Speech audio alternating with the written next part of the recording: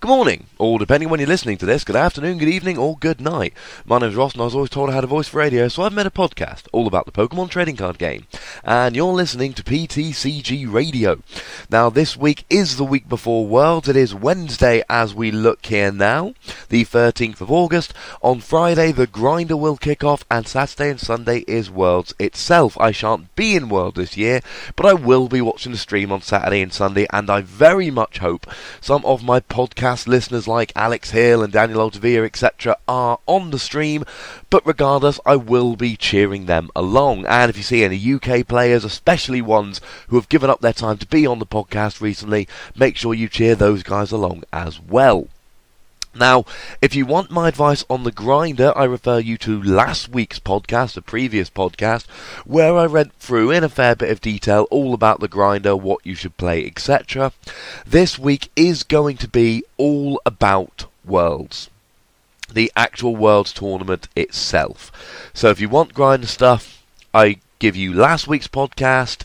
This week, it's going to be all World, and a little bit of news. Now, it is a little bit of a challenge this week to squeeze in the podcast through breaking down cars and stripping wallpaper on my girlfriend's new house, but I have managed to do it, so let's go through this, and if it ends up a little bit shorter, so be it. Although, as we all know, I've said that many times before, and it never actually works out.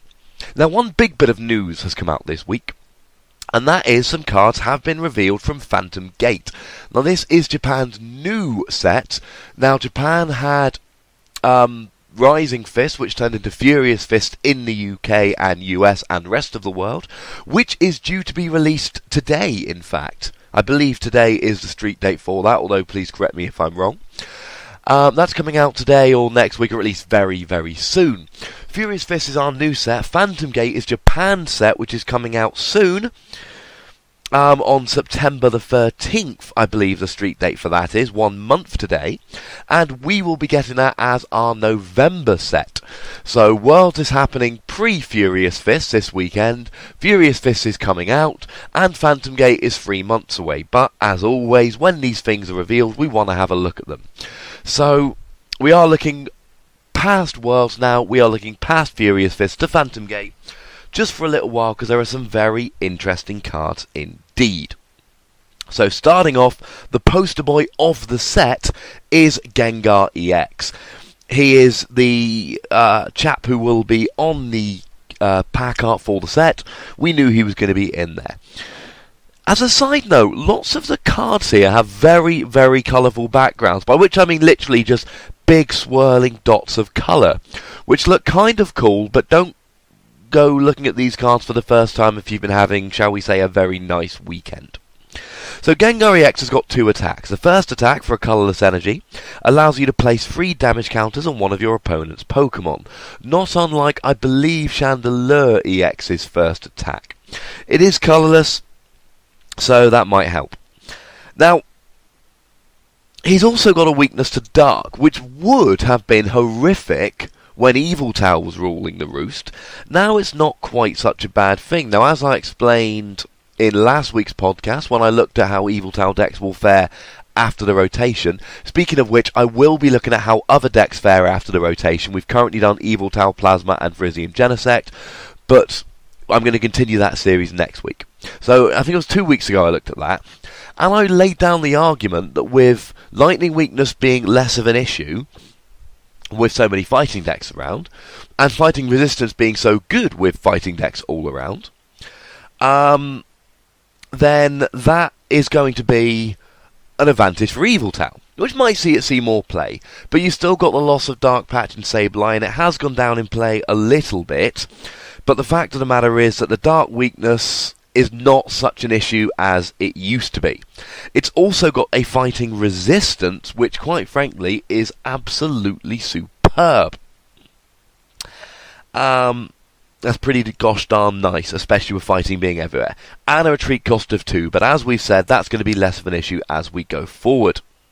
You'll see why in a second. Now, Gengar EX does have a second attack, Dark Corridor, and this will remind some people of the Shadow Skip Gengar, which was around, I believe it was from the Arceus set. And it does 60 damage for a Psychic double colourless, and your opponent's active Pokemon is now poisoned. and you switch this Pokemon with one of your benched Pokemon, which is pretty gosh darn cool. You do 60 damage plus poison, and you switch it to the bench. And with all of these switching cards, you can put something like Trevenant active to block trainers. Or you can put something like Sigilyph active to block EXs, etc, etc. Or you can put something like Snorlax active to prevent your opponent retreating. It's kind of like a lot of these decks like Palkia, etc, but it does the 60 and the poison, which is... it's just an extra little help. And of course you can put a Muscle Band on there, so it's 80 damage plus poison. And obviously the main candidate to put up here would be something like Trevenant, because he's another Psychic type that would also benefit from the Psychic energy you'd be playing to feed Gengar. And of course he would block trainers, etc, etc. And as you'll see in a minute, Trevenant's retreat cost can also be lowered. We'll see why in a second. Now there is a Mega Gengar EX, and initially I actually prefer regular Gengar EX. Now, the art on Mega Gengar EX is fantastic. Pop yourself over to pokebeach.com if you want to go and have a gander at that. But for the time being, I actually like Gengar EX more than Mega Gengar EX. I like the idea of reusing Shadow Skip, or Dark Corridor as it's called now, while putting up trainers and leaving them poisoned. So Mega Gengar EX. It's got 220 HP, same dark weakness, same fighting resistance, retreat cost of 1, but as I've said, that won't matter. And it's got one attack called Phantom Gate. Choose one of your opponent's Pokemon's attacks and use it as its attack. Psychic, Colourless, Colourless. Now, we need to contrast this with the Ditto we're going to be looking at in a minute. The difference here is, it just says choose one of your opponent's Pokemon's attacks and use it. What that means is that you just use it. So, for instance, if your opponent's attack takes 2 fighting, 2 water, you can do it for a Psychic, Colourless, Colourless. However, if you're facing down something like a Landorus, and you want to use his attack for 1 fighting, you'd have to pay Psychic, Colourless, Colourless. The attack cost, and remember, these are translations which are not yet official, although to be honest, they're usually pretty close. The attack cost for any attack would be Psychic, Colourless, Colours, and you could use any of your opponent's attacks. The problem is, some of your opponent's attacks are going to be less useful than others, and I don't like Pokemon, like kind of Foul Play Zoroark in some ways, or even something like Empoleon to a degree. Although I've played all these Pokemon in tournaments, I always get nervous when my options are limited by actions of my opponent. I can only use attacks of Pokemon my opponent puts down, and there may be situations where my opponent can choose what to bench and do so in a way where he leaves Pokemon out which are useful for him and less useful for me. But to be perfectly honest with you, ladies and gentlemen, I still prefer the regular Gengar EX. Now, there's 2 other EXs which have been spoiled, the first of which is Dialga EX, which is kind of cool, but I don't like having multiple Pokemon EX of the same type. Like, this is the second Dialga EX, and we've had 2 Kyurem EXs, etc. I don't like that when there's so many Pokemon that haven't got EXs. Mamoswine. So, I don't know. It's kind of cool, but I'd rather see new Pokemon. Now it's a metal one, unlike the previous Dragon Dialga. Weakness to fire, resistance to psychic, exactly as you'd expect. 2 attacks. For a metal Colourless, it's got Chrono Wind, which does 60 damage. But if your opponent's active is a Pokemon EX, it cannot attack during your opponent's next turn. Now, Caldeo's Rush in Retreat will obviously reset this, and if the Pokemon goes to the bench, it's treated as a new Pokemon when it comes back, etc, etc. But it's kind of a cool little attack. You do 60 to an EX, and then the EX cannot attack the following turn. It's not amazing, it's easily played around, but as Luke Kirkham showed in the UK, check out his blog victory-road.co, he made the list for the US National Champion winner. I'm not joking, I've mentioned that before. As he showed with Sizor earlier in the season, blocking attacks from EXs can be huge.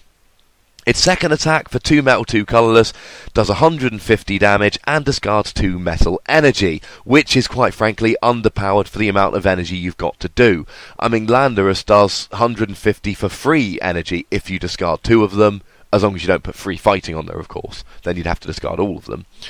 Pokemon has its obsession with 150, but remember with muscle band and laser, you can put it up to 170 or 180 fairly easily. Not a huge fan of Dialga EX, but I think its first attack could be useful. A much better Pokemon is Edgeslash EX, and I probably pronounced that wrong, but gutted. Again, resistance to Psychic, weakness to Fire, blah blah blah. It's got one attack for 3 colourless energy. It does 40 damage plus 20 for each metal energy. The more metal energy you pop on here, the more damage you do. But it has an ability called Mighty Shield. Prevent all damage done to this Pokemon by attacks from your opponent's Pokemon that have special energy attached to them. If your opponent has special energy, they cannot attack Edgeslash. Well, they can, that's a lie, but they can only do effects like special conditions. They cannot do damage, which is lovely, because double colourless energy is huge, rainbow energy is huge. I mean, you think about decks like, for instance, the Aromatisse decks are going to continue to use not Prism energy, that's being rotated. They're going to continue to use rainbow energy. And a lot of decks like Seismitoad, etc. are going to continue to use double colourless energy. Fighting decks are going to use strong energy. There's a special psychic energy in this deck, which shouldn't surprise you. There was herbal energy in the previous deck that Virizion Genesect is going to use, and I think it's fair to assume in these two sets, Phantom Gate and Furious Fist, given that we've just seen special energy for fighting and for grass and for psychic, I think it's fair to assume they're going to keep releasing these. The vast majority of decks are going to be playing some psychic energy. Now, the thing that Edgeslash will do is it's not going to lock many decks out. Now, it could potentially lock out old Plasma lists, but as discussed a couple of weeks ago on the podcast, looking at how Plasma is going to fare after the rotation, Plasma decks aren't the same anymore. They're not going to rely purely on special energy. So, you're not going to be locking decks out. What you are going to be doing, and some of the Aromatisse decks for Thunderous would be the same. What you are going to be doing is limiting your opponent. If I'm playing a Kyurem Plasma-centered deck, I can still attack with all water energy. But what it means is I'm manually attaching free water energy. I'm not getting a Colress machine to help me. If I am playing a Seismitoad deck, I can still attack you with whatever basic energy I'm playing, but I can't do the easy attack on turn 1 with a double colourless. If I'm using a fighting deck with Landorus, I can still attack you with regular fighting energy, but I can't do the extra damage with strong energy. If I'm playing Virizion Genesect, I can still use grass energy to attack you, but I can't heal can't heal that damage with herbal energy. So, it's not going to lock decks out, because unfortunately loss of blend and plasma energy has killed some Aromatisse and Plasma decks, which were about the only ones that played entirely double colourless energy. But what it will do, and this is absolutely key, what it will do is it will allow you to limit your opponent's options and slow them down, and that is pretty gosh darn cool. It's not perfect, but it'll help quite nicely. So, the other thing you've got to think about Edgeslash is, it's got one attack, it's pretty rubbish. You know, it will do 100 with free metal energy, but you need something else. And this is where Plasma Klinklang comes in. This hasn't yet been rotated. Plasma Klinklang blocks all attacks from EXs. So what you will essentially have there, and you'll need a stage 2 to get this going, you will have a deck which completely shuts down attacks, or at least damage, from EXs and non-EXs using double colour, using any special energy, which is quite frankly fantastic. Now, I have a big weakness to Pyro, but as one of my lovely Twitter followers pointed out, Xapis27, I think, XAPIS27. As that chap pointed out, the Bear Tick from Furious Fists, it's a stage 1, but for a DCE, it will actually one-hit KO a Pyro. I don't know if I've mentioned that on the podcast before, so thank you to that chap for pointing that out. There are Pyro counters if that's your only weakness. As a side note, that Bear Tick with a Muscle Band will also one-hit KO a Landorus. It does 20 damage plus 20 for each energy in the retreat cost for a double colourless. So to Pyro it would do 60 double to 120, with Pyro having 110 HP, and to Landorus it would do 80 double to 160, so you would need a Muscle Band to do 100 double to 200. So Edgeslash, there is some potential there. The other cool thing is, in Extended, and as I've said, I'm only talking about Extended when I specifically pointed out, in Extended, we're getting the energy moving Kling Clang back. So we can reuse that old deck where you had Kling Clang that could move energy and Kling Clang that could block attack from the X's, but you'd also have an attacker that you could, block attacks from Pokemon with special energy attached, or damage from attacks. I keep saying attacks, I mean damage from attacks. But also, you'd be able to move energy and max potion, and you'd be able to pile metal energy onto this guy and do really, really big attacks, which quite frankly is very, very fun. But that's not all, ladies and gentlemen. There are more cards from Phantom Gate which I think look pretty darn nice. We have a Ditto, and like all the Dittos, now Ditto actually, as a side note here, he is the Booster Box promo. In Japan, when you buy a Booster Box, you get a promo card, which is lovely. You don't in the UK and US, but it's still nice that they do it in Japan. It's got an ability, Metamorph Gene. As long as this Pokemon is your active Pokemon, this Pokemon can use any of the opponent's active Pokemon's attacks. This Pokemon still needs the necessary energy requirements. So it's kind of like Gengar, except you can only use the active Pokemon's attacks, not any of your opponent's Pokemon. And unlike Gengar, which for Psychic Colourless will just do the attack, you need the right energy. And with just Rainbow and nothing else, and with 70 HP and a pretty bad attack of its own, you can attach an energy from the discard pile to him. The chances of you actually using this Ditto ever are incredibly slim. It's got a cool little mechanic, but it's just not happening. Now, Devolution Spray is one of the cards that we lost in the rotation, or which we are going to lose in the rotation, would be more accurate to say. Devolution Spray came around in Dragons Exalted and never saw any kind of reprint. So we're losing it, and to be honest, at the time nobody really cared. Yeah, you could use it to reuse Ninetales and Amoonguss, but neither of those cards were particularly great. It was the perfect card to reuse coming into play abilities, but we never really had any cool coming into play abilities to use. Now, if any of you were playing in the SP era, you will remember Crobat G and Poketurn. Crobat G, now these were SP cards, which are kind of like EXs. They didn't give away 2 prizes, but they could be Stage 1 or Stage 2s, which were basic Pokemon. So Crobat G was a basic Pokemon, you put it on the bench, and you were able to put den damage on one of your opponent's Pokemon. And there was a trainer specifically for SP Pokemon called Poketurn, which allowed you to put an SP Pokemon back into your hand, like Scoop Up Cyclone, but only for SP Pokemon. So what you would do is you would Flash Bite, you would put the Crobat G down, do 10 damage to your opponent's Pokemon, and then you'd Poketurn it into your hand, Flash Bite, etc. And they are going to release a Golbat and a Crobat which are very similar. Now, the attacks are all for colourless energy, they are psychic Pokemon, weak, resistant to fighting, etc. Zubat, Crobat, Golbat, blah blah blah. They're all psychic Pokemon, they've all got an attack for 1 colourless energy. Zubat does 10 damage to one of your opponent's Pokemon, Golbat does 10 damage to all of your opponent's Pokemon, and Crobat does 30 damage to one of your opponent's Pokemon. Point is, they don't have to go in psychic decks. And as a side note, both Golbat and Crobat have free retreat, which is always a nice bonus. But here's why you're going to want to use these cards. Golbat, ability Sneaky Bite. When you play this card from your hand to evolve one of your Pokemon, you may choose one of your opponent's Pokemon and place 2 damage counters on it. Like Flash Bite, but doubled. Crobat. When you play this card from your hand to evolve one of your Pokemon, you may choose one of your opponent's Pokemon and place 3 damage counters on it. Now, assuming you're playing a 4-4-4 line, which is very heavy and takes up a lot of Pokemon. But remember, Lightning Pokemon likely to see less play, Fighting Pokemon likely to see more play. So they might survive a little bit here. You play down 4 Golbats, that's an extra 80 damage. You play down 4 Crobats, that's an extra 120 damage. That is 200 free damage from abilities. Now the likelihood is you'll be playing something like more like a 4-2-4 line with some rare candy. But the whole point is this could be... Actually, you'd be better off playing a 4-4-4 line, I lied to you.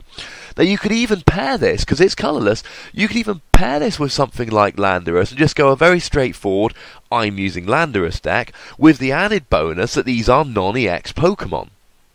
So, and they are non-basic Pokemon. So things like Pyroar, which would shut out things like Pyro, which would shut out Landorus, wouldn't shut out Golbat and Crobat. They're not amazing Pokemon, but I love the ability, and they're those cards which just look at people and scream, look, create something with me. But gosh darn it, if it isn't annoying that Devolution Spray has been rotated, because Devolution Spray could essentially turn into 120 damage if you were playing 4 of them, and that would be amazing.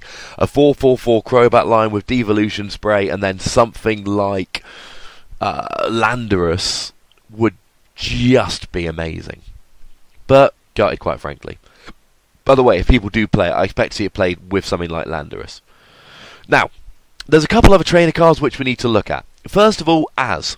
Choose one of your Pokemon, return that Pokemon and its attached pre-evolutions to your hand, discard all other cards. This allows you to reuse Crobat, Golbat, etc. You bring them back to your hand and then start laying them down again, but you'll lose any Pokemon tools, etc. that are attached to them. It's kind of cool, but it's a supporter and it's not as useful as Devolution Spray would be in this deck, gutted.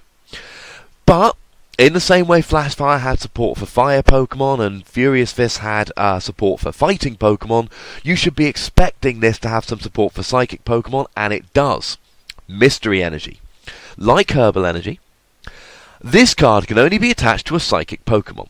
This card provides psychic energy only while this card is attached to a psychic Pokemon. So, i.e., it can only be a psychic Pokemon, discard it if it's to anything else. Which is useful because we do always have Pokemon lying around which can move energy from one Pokemon to another. If your opponent were to move this energy to a non-psychic Pokemon, it would end up being discarded. So it is useful in that respect. The retreat cost of the psychic Pokemon this card is attached to is double colourless less.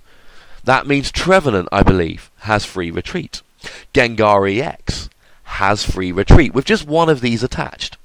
So quite frankly, I could see a Gengar EX deck where you move the Gengar back to the bench with 60 in poison and stick Trevenant active. The big problem is you're going to want Verbank City Gym to do extra damage with poison, and the last card which has been revealed is Dimensional Valley. Each player's psychic Pokemon pays one colourless less to attack. That means Gengar EX's attack turns into Psychic Colourless, and Mega Gengar EX's attack turns into Psychic Colourless. How annoying is it, quite frankly? Well, it's very annoying. Let's just say that. It's rather annoying, but at the end of the day, it's still potentially useful. But to be honest, I'd probably rather have Verbank City Gym. However, you're going to want to put a couple of these in case you can't find your double colourless, etc. Now, one last little point here about Mega Gengar EX. Obviously, he can use big attacks, things like Landorus' second attack, or Lucario's second attack, which are usually going to take free energy. If you've got Dimensional Valley, you can do all of those attacks for 2 energy. So when I say Mega Gengar EX isn't that great, or don't like it as much as a regular EX, I'm not saying it's rubbish, I'm not saying it's not going to see any play. What I am saying is, if I were making a deck, I'd just do Trevenant Gengar EX and go for that. But these cards aren't going to be coming out till November. This is just my very first look. I only saw these cards for the first time, I think 2 days ago. So, you know, don't hold it against me if my thoughts aren't as fully formed as they could be. To recap, Gengar EX going to make a good deck with Trevenant, I imagine. Mega Gengar EX splashable. Dialga EX I don't like. Edgeslash EX interesting and could be used with Kling Klang. Golbat and Crobat, amazing ability, someone will use them, maybe with Landorus. Ditto is fun, but you're not going to see any use. And Mystery Energy and Dimensional Valley provide some support for psychic Pokemon, although I'm going to be honest, paying 1 less energy to attach and lowering the retreat cost, probably not quite as nice as adding 40 damage. But, still cool. And I don't know about you, but I love the fact that Pokemon is doing something at the moment where they're basically saying, tell you what, everyone should play one type of Pokemon, here's some support for that. We've now literally got special cards for Grass, for Fire, for Fighting, and we will for Psychic. And for Fairy, if you count, you know, things like Aromatisse and Slurpluff, and the stadium that allows you to get free retreat, I forget what it's called off the top of my head. Shadow Circle, no, not Shadow Circle, Fairy Garden. It's just kind of cool. I like that they're trying to force us into playing monocoloured decks, because it makes it a bit more like the game and gym leaders and all that kind of good stuff. So, before we go on to looking at my Worlds coverage before next week, just really looking at the decks you need to play, because everything else has effectively been covered already, one thing I need to do is give a quick correction from last week. When talking about Virizion EX, I mentioned that Herbal Energy will not activate Virizion's ability. This is of course ridiculous. Virizion's ability, blocking status effects, activates when you've got a grass energy attached, and Herbal Energy, when attached to a Virizion, provides a grass energy. The mistake came from the fact that I was thinking along the lines of you cannot attach them from Emerald Slash, which is true, and also talking about the ability, and I got confused. Herbal Energy, to confirm, will activate Virizion's ability, but will not be able to be attached using Emerald Slash. Small mistake last week. Just a quick shout out to the morons on the internet who took this one mistake as proof that I don't know what I'm talking about. Just a quick reminder that I am doing around about a 45-minute podcast every single week, and have done for well over 2 years now. So we're just missing the odd week here and there. I am going to make the odd little mistake here and there, because I am literally telling you about, pretty much, well, I'm telling you about every single good new card that comes out. I'm going through every deck that comes out, tournament reports, etc. Here and there, I'm going to make the odd little mistake, and I'll correct myself the following week. But I think one mistake like that in a podcast where I give a very nice rundown of what to play in the grinder, and look very comprehensively at how a deck is going to be affected post-rotation, I don't think one little mistake like that is bad going. It was a silly mistake, but obviously I was trying to think in terms of Emerald Slash and the ability at once. I got a little confused. But just to confirm, Herbal Energy does activate Virizion's ability, and shocking newsflash, some people on the internet are impatient trolls. Would you believe it? So that leaves us with one question left to answer today, and that is a nice, simple, straightforward, what the heck do we actually play for Worlds? Now, one thing I'm going to say straight off the bat is a lot of the advice I gave last week regarding what to play for the grinder will still work in exactly the same way when we're looking at what to play for Worlds generally. Now, there are a couple of big differences for Worlds generally. First of all, the round times drop from 60-minute best of 3 to 50-minute best of 3, and then they increase in Top Cut to 75-minute best of 3. Now, a 75-minute best of 3 would be very beneficial for slower decks like Flygon Dusknoir, or maybe even something like Empoleon, which, although not being slow per se, is still not terribly fast. The problem is, in order to get to the 75-minute best of 3, you've got to get through goodness knows how many rounds of 50-minute best of 3. So, bearing that in mind, yeah, I don't like the odds of actually getting there, which is a problem. The other thing that I want to point out about Worlds is that you can take a loss. Now, as always, you can't take many losses. Now, I don't know if we're going to have enough players to have a top 32 cut at Worlds. That's like the bigger stakes and regionals in the US, or the only one in Europe we had this year was the ECC, where you have 8 or 9 rounds, then you cut to a top 32, you have another 5 rounds, and then you cut to a top 8. But truth be told, the advice doesn't change a huge amount regardless.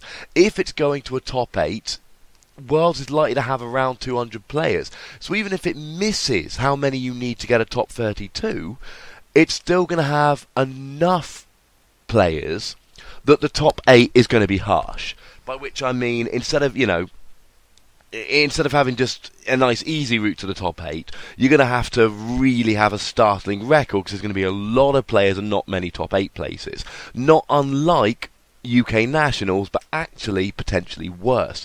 We had about 150 at UK Nationals, and if there's about 200 at Worlds, it's going to be horrible to try and cut down to that top 8.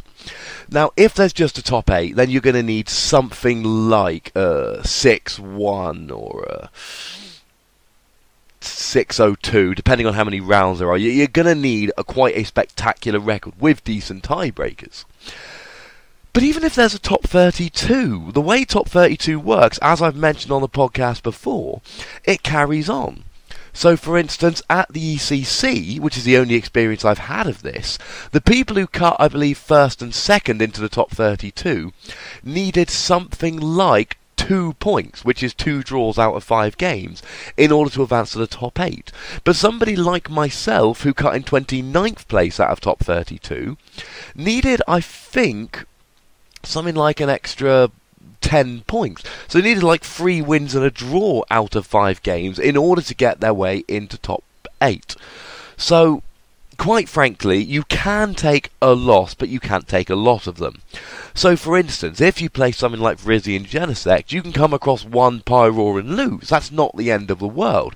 If you think there's going to be a tiny amount of Pyroar, you can chance it and take 1 loss. What you can't do is take 2 or 3 losses, or take the loss to Pyroar whilst also having a sketchy matchup against X deck, because then you're not going to get into Top Cut. So it's not quite as brutal as a grinder, but truth be told, ladies and gentlemen, it isn't a million miles off. So, let's go back through the decks from last week very quickly. Pyroar, it has an excellent matchup against Virizion and Genesect. It has a good matchup against Evil Tau decks. It has a very good matchup against Plasma. It basically also wins Plasma and Virizion and Genesect. But it has a very bad Big Basics matchup, and I expect that deck to do very well, because we are copycats in this game, and it did win US Nationals. Evil Tau, truth be told, doesn't have particularly great matchups anymore. It's alright against Virizion and Genesect, but it's not amazing. It's pretty bad against Big Basics, it's fairly bad against Pyroar, and I don't like it against Plasma. But it's a powerful, straightforward deck, and it won a lot of Nationals. Plasma has a really good matchup, I think, against Big Basics, and has a pretty good matchup against Evil Tau, and pretty much goes 50-50 with Virizion and Genesect. But it has an horrific Pyroar matchup, and truth be told, ladies and gentlemen, I think Pyroar's going to be fairly large at the weekend. So, yeah. Do with that as you will. Virizion and Genesect has really good matchups against the boards, nothing really less than 50-50, and has, I would say, a favourable matchup against Big Basics, but it struggles from, again, an horrific Pyroar matchup. Big Basics was my pick for deck for the grinder, because its bad matchups, pretty much being Plasma and Virizion and Genesect, are still winnable. They're not great, but they're winnable, as opposed to Virizion and Genesect and Plasma's bad matchup, being Pyroar, is almost unwinnable. My pick for the surprise deck of the grinder was Lugia, and this basically acted as a wildcard deck, it can beat anything, it can get out fast. You can play it with stuff like Genesect or Lysander, or Pokémon Catcher, etc., to just kill other stuff if they bring out a Pyroar, assuming they've put other stuff on the bench which you can kill. Now, that was last week, and all of my advice for all of those decks holds. Everything I said about those decks last week for the grinder counts here, with the exception being I would not play Virizion and Genesect in the grinder, because there will be Pyroar and you can't beat it. I wouldn't play TDK in the grinder, because there will be Pyroar.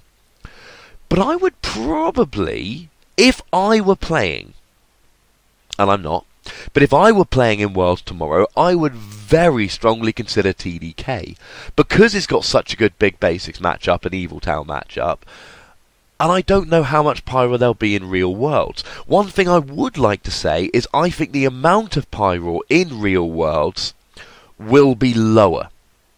I don't think there's going to be a huge amount, and the reason is people can beat it. Big Basics will be bigger. There will be a lot of decks that went into US Nationals going, oh, screw it, it's just Pyroar. If I face 1 or 2, I'll take a loss. Now people won't be thinking that anymore. Heck, you could even see Virizion and Genesect, but instead of playing a 2-2 Raichu line for Evil Tau, they play a 2-2 Beartic line for Plasma. Now, it's still not an auto win, but if you can be taking down Pyroars easier than they're taking down Beartics, and you've still got Red Signal to take out stuff with G-Booster if they bench a Mewtwo, Charizard, etc., it's far from ideal, but then maybe you turn it a little bit winnable. I don't know. Bearing in mind, of course, that 2-2 Beartic line tech would also cover you against Landorus in your Big Basics matchup, therefore improving significantly your Big Basics matchup. Because obviously, even if they don't play the Landorus EX, as long as it gets, or don't use it, as long as it gets benched, you can red signal it up. Now, I'm not suggesting for a second that putting a 2-2 bear tick line is going to massively improve and turn Pyro or big basics into auto wins, but I am saying that the majority of Virizion Genesect decks have been able to make room for a 2-2 Raichu line. Now, if they can make room for a 2-2 Raichu line to beat Evil Tau, they can make room for a 2-2 bear tick line. The attack cost is the same, but whereas nowadays you'll see a lot less Evil Tau, you will see more Pyro and Big Basics. And Evil Tau is not an auto loss for Virizion Genesect without Raichu. It's less good, but it's still easily winnable. So that's one thing you could do. So bear in mind all of that stuff that I said last week regarding those decks. But there are now a couple of others which potentially become viable. The first one of which is Raybor and Blastoise, and I'm going to look at these two together, although truth be told, Raybor has some benefits now. The things that Raybor has is an almost auto-win over Virizion Genesect due to its fire typing, and a strong non-EX non-basic attacker in Delphox, which helps against those pesky Pyro decks, and it helps against things like Druddigon or Sigilif or stuff like that. And people are playing less and less Druddigon nowadays. A lot of people are playing a single Druddigon or dropping it from the list altogether. Because one thing to remember is Blastoise and Raybor have almost fallen off the map. They were nowhere at US Nationals, and to be honest, throughout all of the International Nationals they were falling. Durant was a very big deck in Cities a couple of formats ago, and then Heatmore came out, and Heatmore was basically a one-hit KO on Durant for a colourless energy on a basic. Well, it wasn't that, that's exactly what it was. And it killed Durant, but nobody played it because nobody played Durant, and why would you play a Durant counter if no one's playing Durant? I think a lot of people are going to be playing no Druddigon. Your average Virizion Genesect deck now plays no Druddigon. Your average Pyro deck plays no Druddigon. Your average Plasma deck plays no Druddigon. Your average Basics deck used to play one Druddigon, but I know a lot of people have started to drop it. Speaking to Luke Kirkham recently, the man who made the deck, he'd probably drop Druddigon if he went to Worlds with it. A lot of Evil Tau decks are dropping Druddigon, and if Druddigon's not there, then Black Kyurem EX and Rayquaza EX become amazing attackers again. Something to bear in mind. I don't think they're going to be great, and I don't think they're going to be well represented, but I am saying that if you're one of those people that has a lot of experience with this deck, is very good with this deck, why not try and give it one last hurrah? Why not try and bring it out? With Druddigon seeing less play, it's potentially a contender. A couple other decks to bear in mind. Flygon Dusknoir. Now, I said this was too slow for the grinder. Not only is it too slow for the grinder, but if you lose round one, it's very difficult to make a comeback when you're piloting this deck. But in real worlds, it's less of an issue. Now, the lower 50-minute best of 3 actually helps it here. Because what you can do in a 50-minute best of 3 is win a long game 1 and then stall out to take the win. Now, when I say stall, I don't mean play illegally. I mean playing at a nice, steady pace, performing every action that you're allowed to perform, playing every ball, playing every supporter, or at least playing a supporter every turn, doing some retreating, etc. Just making sure that the game takes a while. Now, that's harder to do in 60 minutes because you have to make Game 2 last an extra 10 minutes so that it doesn't finish. It's much easier to do in the grinder. In the real world, because in real worlds, if you can win Game 1 in half an hour, that's 20 minutes you have to hold out in Game 2. Whereas if you win a game in half an hour in the grinder, that's half an hour you got to hold out. So the 50-minute time limit actually helps Flygon Dusknoir. And then when it goes up to 75 minutes... that's probably enough time to do a best of 3 series, or at least come close. Now, the brilliant thing about Flygon Dusknoir is a lot of people still aren't taking it seriously. A lot of people still don't give it credit for being a really, really good deck, and that, ladies and gentlemen, is their failing. We saw people like Henry Pryor take it to top 8 at US Nationals, proving it can get through a long and grueling tournament. So, it's a decent deck. Now, it's a very difficult to play deck. It's not a deck I like very much myself. I'm more the aggressive type. But it is a very good deck. you use Excelgor, you use Flygon, you use Dusknoir. It is susceptible to Garbodor, but you've got so much space in that deck, you can easily play a couple of Tool Scrappers / Startling Megaphones and a Dowsing Machine. I have done a deck breakdown for this deck on my YouTube channel, youtube.com/user/PTCGRadio, or just search PTCGRadio on YouTube, so feel free to go and have a look at that and check that out. But the point I'm making is this. It is a deck that will take people by surprise, that a lot of people don't know how to play against, that a lot of people will play badly against. I know we're supposed to believe that every player going to Worlds is a spectacular, amazing, top-tier player. The truth is, that's not always true. People can play one deck all year and get to Worlds playing that. Or people can luck out in a bigger tournament, etc. I'm not saying people at Worlds are bad. I am saying, however, that not everybody at Worlds is going to be perfectly practiced against every matchup. And I don't think that's an unfair thing to say.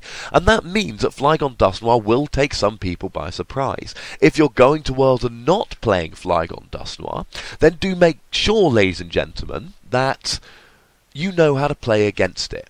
It's a winnable game if you know how to play it. I don't think Flygon Dusknoir is going to take Worlds by storm, but I do think that it is potentially a pretty good play and a card deck which a lot of you should be considering as your deck for Worlds.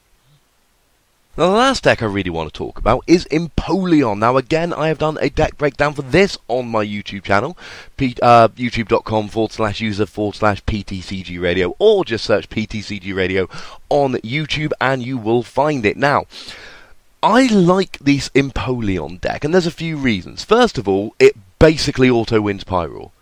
As in, if you get set up in any way, shape or form, it's going to auto-win Pyroar. The Pyroar decks can't really KO you in less than 2 hits, unless they bring out a Charizard, and you want them to, and you'll be one-hit KOing them if you've got a full bench regardless of them. Not only that, but it's got an insanely good Big Basics matchup. Now, it has a horrific Plasma matchup due to the Thundurus and maybe the Lugia, but as we've seen, they're probably going to go down a little bit.